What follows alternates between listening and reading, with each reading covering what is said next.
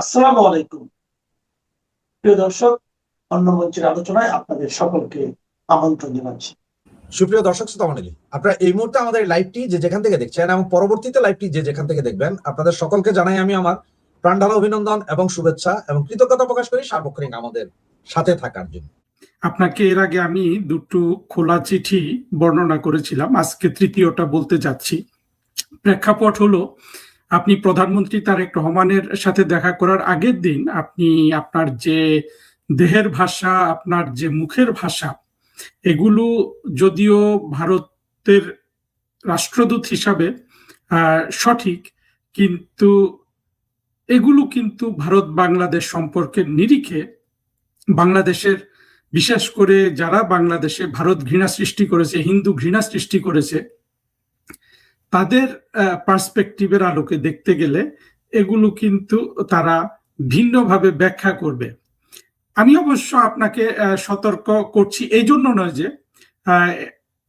আপনি আপনার আপনার আপনি আপনি ভুল আছেন, আমি মনে করি আপনি সঠিক আছেন, কিন্তু আমাদের দুই দেশের বৃহত্তর স্বার্থের খাতিরে কিছু কথা আমাকে কিন্তু বলতেই হবে। এবং সেটা আমি সবসময় আপনার দেশ সম্পর্কে আমি অনেক কঠোর সমালোচনা করি। একটা সমালোচনা আমি সবসময় করি যে ভারত বাংলাদেশ, বিশেষ করে মুক্তিযুদ্ধের পক্ষের বাংলাদেশ এবং ভারতের সাথে যে একটা টেকসই সম্পর্ক হলো না, সেটার জন্য কিন্তু ভারতীয়রা অনেকাংশে দায়ী আছে। আমাদের দিক থেকে আমরা শুধু সব সময় আমরা ভিন্নভাবে অনেক সময় প্রধানমন্ত্রী শেখ হাসিনাকে দায়ী করি, কিন্তু আপনাদের যে নানান ভুল ভ্রান্তি আছে সেগুলো একটু আপনাদের খেয়াল রাখা উচিত। আপনারা নিশ্চিতভাবে জানেন বাংলাদেশ দুই ভাগে বিভক্ত। আপনি সৌভাগ্যবান যে আপনার রাষ্ট্র কিন্তু দুই ভাগে বিভক্ত নয়। আপনার রাষ্ট্রে সরকার কংগ্রেসের হোক বিজেপির হোক, আপনাকে কিন্তু নীতি পরিবর্তন করতে হয় না। আপনাদের সরকার পরিবর্তন হয় ব্যালটের মাধ্যমে। আপনারা পৃথিবীর 1 নাম্বার গণতান্ত্রিক দেশ। এগুলো, এই সৌভাগ্যগুলো কিন্তু আমাদের এখানে নেই। আমাদের এখানে নিরন্তর যুদ্ধ হলো। 1971 সালে আমরা যুদ্ধ করেছিলাম, যুদ্ধ করে আমরা পাকিস্তান থেকে স্বাধীন হয়ে বাংলাদেশ গঠন করেছি। সেই সংগ্রামে আপনারা রাষ্ট্র হিসাবে আমাদের সহযোগী হয়েছিলেন। সেখান থেকে কিন্তু আমাদের পথ চলা, ঐতিহাসিক পথ চলা বলতে পারেন ভারত বাংলাদেশ, কিন্তু আমরা বাংলাদেশটাকে মুক্তিযুদ্ধের পক্ষের শক্তির হাতে রাখতে পারিনি। আমাদের রাষ্ট্র সেই 1971 সালে যারা পরাজিত হয়েছিল, যারা জেনারেল নিয়াজির হাত ধরে আত্মসমর্পণ করেছিল, তারা কিন্তু বাংলাদেশে সেই 1971 সাল থেকে তারা মাথাচাড়া দিয়ে উঠতে থাকে এবং উঠতে উঠতে উঠতে ক্রমে নানান উত্থান পতনের মধ্য দিয়ে উঠে তারা কিন্তু 2024 সালে বাংলাদেশটাকে দখল করে ফেলেছে এবং মুক্তিযুদ্ধের পক্ষে শক্তি তারপর থেকে বাংলাদেশে নানান নির্যাতনের শিকার, নানান মানবাধিকার লঙ্ঘনের শিকার, সেগুলো আপনারা কম বেশি জানেন। দীনেশ ত্রিবেদী সাহেব, আপনি যেভাবে প্রধানমন্ত্রী তারেক রহমানের প্রশংসা করছেন, আমি তার সাথে একমত হতে রাজি আছি। এবং আপনি যেভাবে বললেন যে মানুষে মানুষে সুসম্পর্ক আছে, সেটা আছে কিনা সেটা আমরা একটু খতিয়ে দেখি। আপনি অবশ্য একটা ভালো কাজ করেছেন। আপনি ভারতের যে ভিসা সেন্টার আছে সেখানে শিশুদের জন্য একটা বিশ্রামাগার আজকে উদ্বোধন করলেন। মানে এটা একদিন আগে। আজকে আপনি প্রধানমন্ত্রী তারেক রহমানের সাথে আপনার বৈঠক আছে বলে আমরা শুনেছি। সেই বৈঠক হলে আমরা দেখব কি হয়েছে। কিন্তু পরিপূর্ণ ব্যাপারটা কিন্তু ভারতের তরফ থেকে আমরা যেটা দেখি এবং বাংলাদেশের তারেক রহমান সরকারের যে প্রতিক্রিয়া দেখি, সবকিছু কিন্তু বাংলাদেশের যে স্বাধীনতা বিরোধী জঙ্গি মৌলবাদী শ্রেণী আছে, তাদের যে মতামত আপনাদের সম্পর্কে, যে ভারত একটা হিন্দুদের রাষ্ট্র, হিন্দুরা মুসলমানের সাথে যুদ্ধ করতে সাহস পায় না এবং তাদেরকে একটু টোকা দিলেই তারা পরাজিত হয়, এই যে বাংলাদেশের কয়েক কোটি মানুষের এই ধারণা, আপনি বা আপনার সরকার বা ভারতের উচ্চ পর্যায়ের রাজনীতিবিদ, সরকারি কর্মকর্তারা যদি তাদের এই ধারণাটাকে বৃদ্ধি করে, এটা কিন্তু এই ধারণাটা পাকিস্তানেরও আছে, তাহলে কি সেটা প্রজ্ঞার পরিচয় হয় ত্রিবেদী সাহেব? আপনারা এটাকে হয়তো গুরুত্ব দেন না। আপনারা ভাবেন যে পূর্ব পাকিস্তান যদি হয়ে যায় বাংলাদেশ, বা পাকিস্তান হয়ে যায়, আমরা তাদেরকে পাকিস্তানের মতো যুদ্ধ করব, আবার হয়তো হামলা করব, বোমা মারব, বা আপনারা বাংলাদেশের একটা অংশ নিবেন, এই ধরনের নানান কথা বাজারে প্রচলিত আছে। কিন্তু কোনোটা কি আপনাদেরকে দীর্ঘস্থায়ী শান্তি দিবে ত্রিবেদী সাহেব? পাকিস্তান কি আপনাদের পাকিস্তানে আপনারা যেভাবে যুদ্ধ করছেন পাকিস্তানের সাথে, তাতে কি ভারত রাষ্ট্রের দীর্ঘমেয়াদী স্বার্থ রক্ষা পাচ্ছে, দৈনন্দিন স্বার্থ রক্ষা পাচ্ছে? যদি রক্ষা না পায়, তাহলে আমি আপনাকে অনুরোধ করব এবং আপনার ফরেন মিনিস্ট্রিকে অনুরোধ করব, বিশেষ করে আপনার ইন্ডিয়ান, আপনারা যেটাকে বিদেশ মন্ত্রক বলেন, তাকে অনুরোধ করব যে আপনাদের অন্তত বাইরের আপনারা কি বলবেন না বলবেন বাংলাদেশ সম্পর্কে, তারেক রহমানের সম্পর্কে, সরকার সম্পর্কে, সেগুলো আপনাদের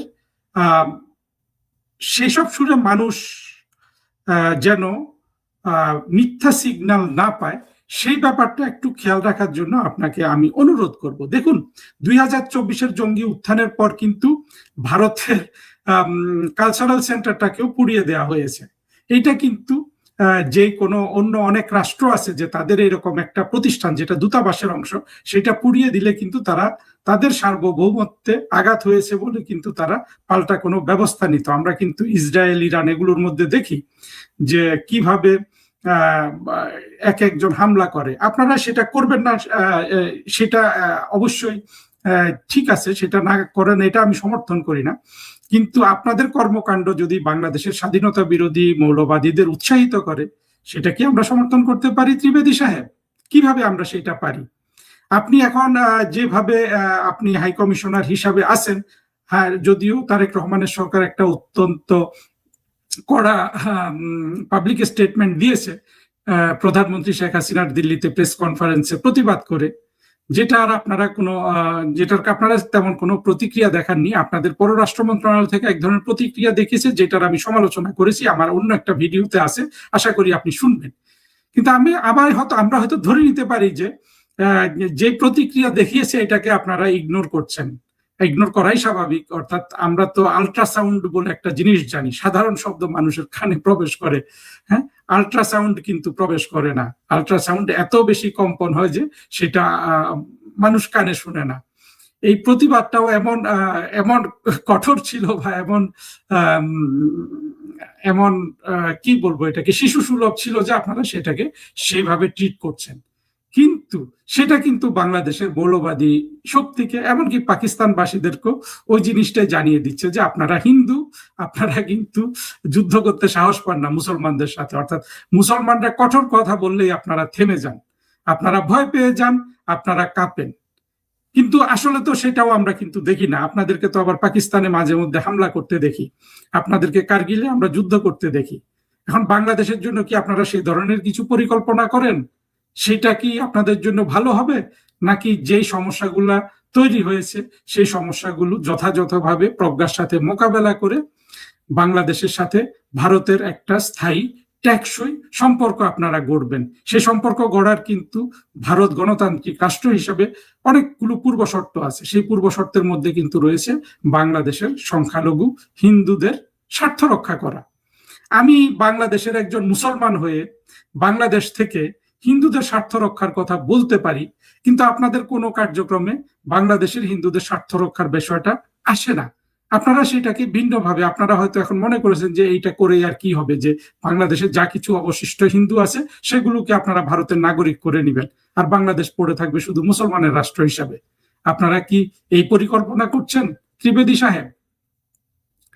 আপনারা যদি বাংলাদেশের সব হিন্দুকে ভারতে নিয়ে যান, বা বাংলাদেশের মানুষ, মুসলমানরা যদি হিন্দুগুলোকে ভারতে তাড়িয়ে দেয়, তাহলে এই হিন্দুদের যে মানবাধিকার লঙ্ঘন হবে সেটার কি অবস্থা হবে? বাংলাদেশে হিন্দু সম্প্রদায় ছিল 18% 1972 সালে, আজকে সেটা বলা হচ্ছে 7%। এই যে কমে গেল, এতগুলো মানুষ বাংলাদেশ থেকে ভারতে চলে গেল, এদের হিউম্যান রাইটস ভায়োলেটেড হয়েছে না ত্রিবেদী সাহেব?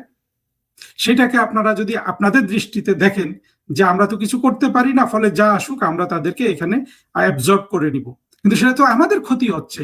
বাংলাদেশ এইভাবে হিন্দুদের উৎখাত করে যেই ভ্যাকুয়ামটা তৈরি হচ্ছে সেটা মৌলবাদীরা দখল করছে। মৌলবাদীরা দখল করাতে আমরা বাংলাদেশের মুক্তিযুদ্ধের পক্ষের শক্তি, আমরা যারা ধর্মনিরপেক্ষতায় বিশ্বাস করি, অসাম্প্রদায়িকতায় বিশ্বাস করি, আমরা তাদের পরবর্তী টার্গেট হব যদি সব হিন্দু ভারতে চলে যায়।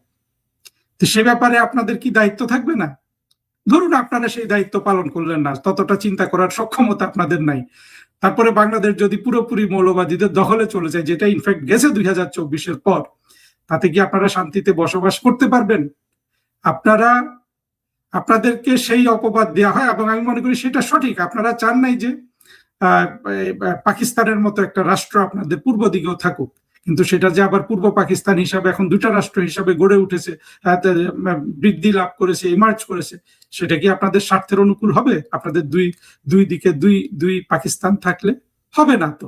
তাহলে আপনাদের যে ভারত সরকারের যে কথাবার্তা, সেগুলোতে এই জিনিসগুলোর কোনো রিফ্লেকশন নাই কেন? এখন একটা জিনিস আপনারা মনে মনে ভাবতে পারেন যে আপনারা এগুলো বেশি মানে সমস্যা গভীর হয়ে গেলে আপনারা সামরিক কায়দায় সমাধান করবেন, কিন্তু একজন এমার্জিং সুপার পাওয়ার হিসাবে ভারত কি সেটা ভারতের সুনামের জন্য ভালো হবে? সেটা ভারতের জন্য অনেক বেশি টাকা পয়সা খরচের বিষয় হবে না? আপনারা সহজ পথে কেন আসেন না? সহজ পথ হলো ভারতের স্বার্থ। আমি যেটা বুঝি সেটা হলো বাংলাদেশকে যতটা অসাম্প্রদায়িক রাখা যায়, বাংলাদেশকে যতটা গণতান্ত্রিক রাখা যায়, বাংলাদেশকে যতটা সত্যিকার অর্থে ভারতের সাথে একটা জেনুইন নেইবারলি বাইল্যাটারাল রিলেশনশিপ গঠন করা যায়, সেইভাবে তো আপনাদের কার্যক্রম হওয়া উচিত। এখন দেখা যাচ্ছে বাস্তবে মানুষের কাছে যে সিগন্যাল যাচ্ছে, ভেতরের খবর এখানে ইম্পর্টেন্ট না, দেখা যাচ্ছে যে শেখ হাসিনা প্রধানমন্ত্রী থাকলে আপনাদের সব দাবি দেওয়া, আপনাদের বডি ল্যাঙ্গুয়েজ, আপনারা ঢাকা শহরে আপনাদেরকে বিমর্ষ দেখা যায়, আপনারা হাসি খুশি থাকতে পারেন না, আর মৌলবাদীরা ক্ষমতায় আসলে আপনারা হালকা মেজাজে থাকেন, আপনারা হাসি খুশি থাকেন। তো এগুলো মানুষের কাছে তো ওই সিগন্যালটাই বলে যে শেখ হাসিনা বাংলাদেশকে ভারতের কাছে বিক্রি করে দিয়েছে, তখন আপনারা আপনাদের বডি ল্যাঙ্গুয়েজ চেঞ্জ করবেন। এগুলো সবকিছু কিন্তু ম্যাটার করে মিস্টার ত্রিবেদী। আমি আপনার জায়গায় ভারতের হাই কমিশনার হলে আমিও ওয়ার্মথ ক্রিয়েট করার সচেষ্ট থাকতাম, কিন্তু ডিফারেন্টলি, বাস্তবতাকে অস্বীকার করে না। কিন্তু আপনারা তো বাস্তবতাকে অস্বীকার করছেন, এটাতে আপনাদের কি লাভ হবে আমি বুঝি না। আমি যেটা বুঝি সেটা আপনাদের ভবিষ্যৎ কার্যক্রম যেটা হবে সেটাও আমি বাংলাদেশের জন্য চাই না, যে কোনো ধরনের বাংলাদেশ ভারতের মধ্যে কোনো ধরনের এটা তো একচেটিয়াই হবে, আপনারা আঘাত করবেন, এখান থেকে তো ওয়াকার বাহিনী কোনো প্রত্যাঘাত করবে না, কিন্তু এই ধরনের কোনো জিনিস আপনারা বাংলাদেশে করেন সেটা আমি সমর্থন করি না। কিন্তু বাংলাদেশে দেখেন জঙ্গি, মৌলবাদী, স্বাধীনতা বিরোধী শক্তি সেভাবে ভারতকে প্রভোগ করে যাচ্ছে, আর আপনারা কিছুই দেখেননি, কিছুই শুনেননি, কিছুই বোঝেননি, এইভাবে আপনারা প্রতিক্রিয়া দিয়ে যাচ্ছেন দিল্লি থেকে আর ঢাকা থেকে। আপনি এটা কি প্রজ্ঞার পরিচয়? এটা কি দীর্ঘমেয়াদে ভারতের স্বার্থের অনুকূলে? আমি জানি না ত্রিবেদী সাহেব, আমি জানি আমার এই কথা শুনলে আপনারা অনেকে রাগ করবেন, আর বাংলাদেশের জঙ্গি মৌলবাদীরা এটাকে আরো ভালো করে লুপে নিবে যে বাবা, হ্যাঁ, এই তো হিন্দুদের চেয়েও বড় হিন্দু একজন আবির্ভূত হয়েছে। কিন্তু না, আমি একজন মানবতাবাদী মানুষ হিসাবে আপনাদের বলছি ত্রিবেদী সাহেব, আপনারা আপনাদের ভাষা, আপনাদের কূটনীতি, আপনাদের ভবিষ্যৎ চিন্তা সবগুলো কিন্তু আমার মনে হয় রিঅ্যাডজাস্ট করার সুযোগ আছে, এবং সেটা ভারতের স্বার্থে। ভারতের স্বার্থ যদি হয় যে বাংলাদেশে মৌলবাদীরা দখল করে নিবে, সেইটা যদি আপনারা মনে করেন যে ওটাই আপনাদের স্বার্থ, সেই স্বার্থ আমি নিজে ইন্টারপ্রিট করতে পারি না, আমি সেটা বুঝিও না, সেটা নিয়ে আমার কোনো বাক্যও নাই। কিন্তু দেখুন, আপনি এখনো বাংলাদেশে আসার পর খুব বড় কোনো সমস্যা পড়েননি, কিন্তু অনেকে পড়েছিল। একই এই 2001 থেকে 2006 পর্যন্ত যখন তারেক রহমানের সরকার ছিল, তখন এই দেশ দিয়ে উলফার কাছে অস্ত্র যেত। আপনি শুনেছেন নিশ্চয়ই 10 ট্রাক অস্ত্র মামলা কি অবস্থা হয়েছিল তখন। আপনাদের হাই কমিশনার ছিলেন বীণা সিকরি, যার সাথে আমি কিছুদিন আগে একটা পডকাস্ট করেছি। বীণা সিকরি ম্যাডাম থেকে আপনি একটু জেনে নেবেন ত্রিবেদী সাহেব, যে তার কি সমস্যা হচ্ছিল বাংলাদেশের সাথে কূটনীতি করতে। তিনি কিন্তু ওই কয় বছর বাংলাদেশে ছিলেন আমার মনে নাই, 3-4 বছর ছিলেন। ওই 3-4 বছরে কিন্তু আপনাদের উচিত ওনাকে 40 বছরের বা 30 বছরের রাষ্ট্রদূতের কি বলে যে টাকা পয়সা দেয়া, ওই রকম কষ্ট হয়েছিল বীণা সিকরি ম্যাডামের। উনি কিন্তু সেটা জানেন। আপনি একটু ওনার সাথে কথা বলতে পারেন যে কিভাবে আপনারা আপনাদের ভবিষ্যৎ কূটনীতি ঠিক করবেন আপনাদের স্বার্থে, বাংলাদেশের স্বার্থে না। কিন্তু আমি যেটা বিশ্বাস করি, দুটো প্রতিবেশী দেশ হিসেবে ভারত এবং বাংলাদেশের স্বার্থ অনেক ক্ষেত্রে অভিন্ন। সেই স্বার্থ হলো দুই দেশেরই, অর্থাৎ বাংলাদেশের গণতান্ত্রিক যাত্রায়। বাংলাদেশের গণতান্ত্রিক যাত্রায় যদি আপনারা সহযোগিতা না করেন, সেইটা কিন্তু আপনারা বাংলাদেশের বন্ধু সেইভাবে এটা ধরা পড়বে না, বরঞ্চ বাংলাদেশের মৌলবাদীরা যেসব কথাবার্তা বলে সেগুলারই আপনারা তাদের কথাবার্তার মরালটাকে আপনারা বুস্ট করছেন, সেই জিনিসটা বোধহয় আপনাদের অত্যন্ত আহ, অত্যন্ত সাবধানতার সাথে খেয়াল করা উচিত। আমি কিন্তু এখন পর্যন্ত যা দেখছি তাতে আমি কোনো যুক্তিতে এটা মিলাতে পারছি না। কোনো যুক্তি কিন্তু এই জিনিসগুলা মিলিয়ে দিতে পারছে না। আপনাদের ভেতরে কি বাইরে কি সেটার একটা পরিষ্কার হওয়া উচিত, এবং এটা তারেক রহমান সরকারের জন্য ভালো হবে, বাংলাদেশের মানুষের জন্য ভালো হবে। আমরা সহসা কোনো কিছু দেখতে চাই না, অর্থাৎ অকস্মাৎ কোনো সারপ্রাইজ আমরা চাই না। আমরা চাই ধীরে ধীরে বাংলাদেশ গণতান্ত্রিক প্রক্রিয়ায় এগিয়ে যাক। আপনারা বাংলাদেশের গণতান্ত্রিক প্রক্রিয়াকে সহযোগিতা করুন, এবং আপনাদের স্বার্থ বাংলাদেশের গণতান্ত্রিক প্রক্রিয়ায়, বাংলাদেশের সংখ্যালঘুদের অধিকার সংরক্ষণে, বাংলাদেশের সব ধরনের মানবাধিকার সংরক্ষণের মধ্যে কিন্তু আপনাদের স্বার্থ রক্ষা পায়। কারণ এখানে যা কিছু করে, যা কিছু লঙ্ঘন করে, সবকিছু কিন্তু হ্যাঁ জঙ্গি মৌলবাদী শ্রেণীও, যেটা আপনাদের বুঝতে হবে। যেখান থেকে কিন্তু আপনারা রাষ্ট্র হিসাবে বারবার আপনারাও কিন্তু ভুগছেন বিভিন্নভাবে। আমার মনে হয় আপনাদের বারবার আমার মনে করিয়ে দিতে হবে না যে সেই মুম্বাইতে তাজ হোটেলে কি ধরনের হামলার শিকার আপনারা হয়েছিলেন। আপনারা যদি এসব ভুলে যান, আপনারা যদি 2024-এর জঙ্গি উত্থানকে ভিন্নভাবে ব্যাখ্যা করেন, এইটা আপনাদের জন্য হবে ঐতিহাসিক ভুল। ত্রিবেদী সাহেব, আশা করি আমার কথাগুলো একটু গভীরভাবে ভেবে দেখবেন, এবং সেই অনুযায়ী আপনারা আপনাদের বচন, আপনাদের শরীরের ভাষা ইত্যাদি একটু সামান্য রিঅ্যাডজাস্ট করবেন।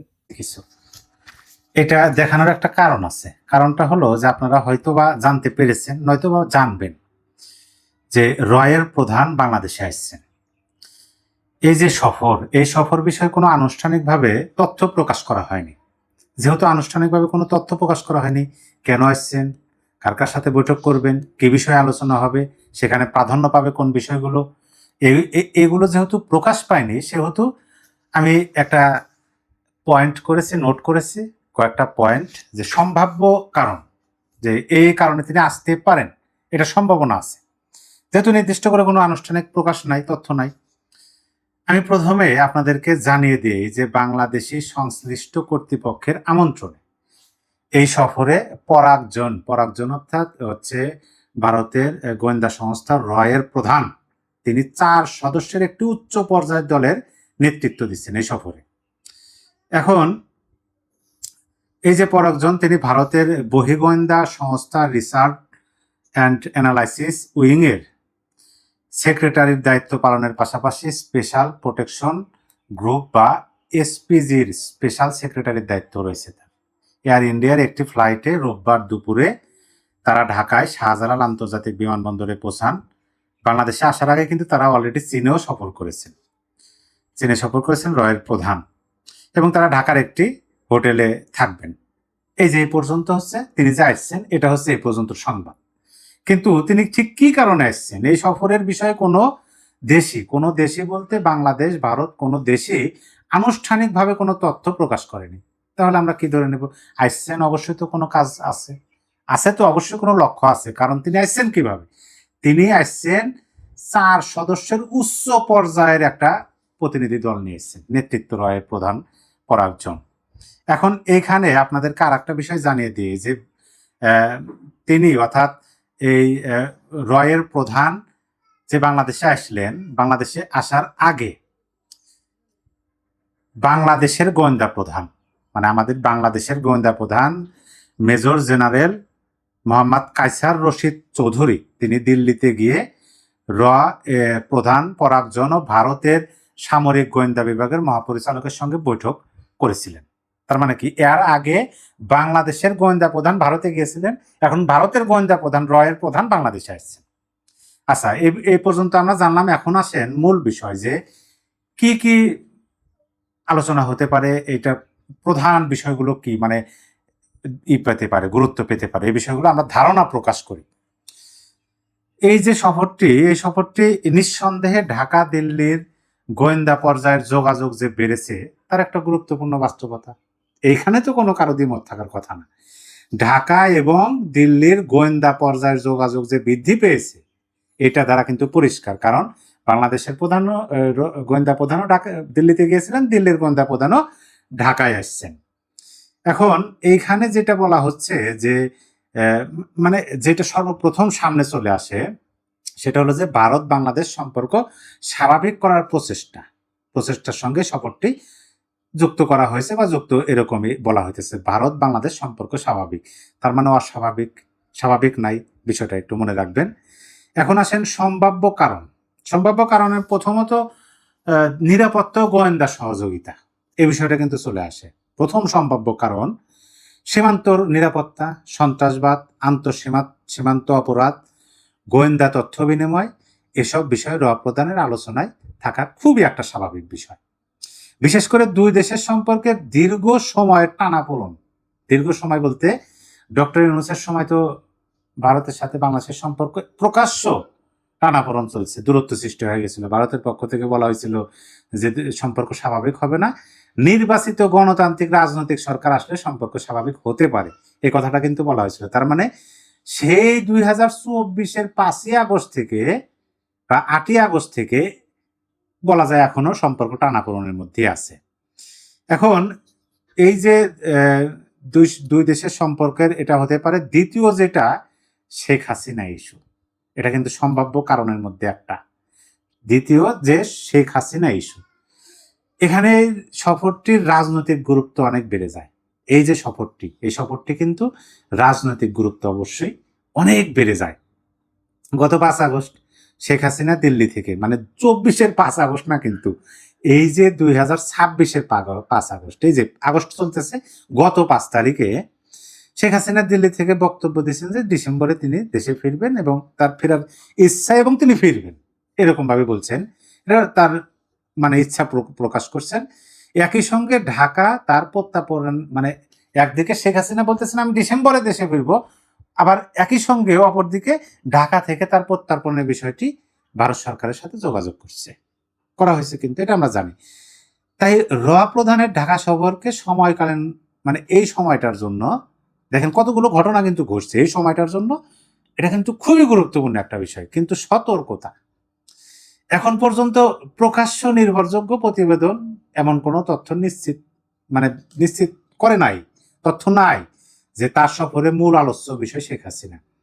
তো তাই এটিকে এখন শেখ হাসিনার নিয়ে বৈঠক এটা বলা ঠিক হবে না। তবে যতটুকু বোঝা যায় যে মূল বিষয়টাই যে ভারতের সাথে বাংলাদেশের যে সম্পর্কের একটা টানাপোড়েন আছে, এইটার তো মূল কারণ কেন্দ্রবিন্দুতে বসে আছে তো শেখ হাসিনা। এটা কিন্তু বাস্তবতা। শেখ হাসিনা যদি বক্তব্য না দিতেন এই সরকারের সাথে, পাল্টাপাল্টি এরকম বক্তব্য পররাষ্ট্র এ পর্যায়ে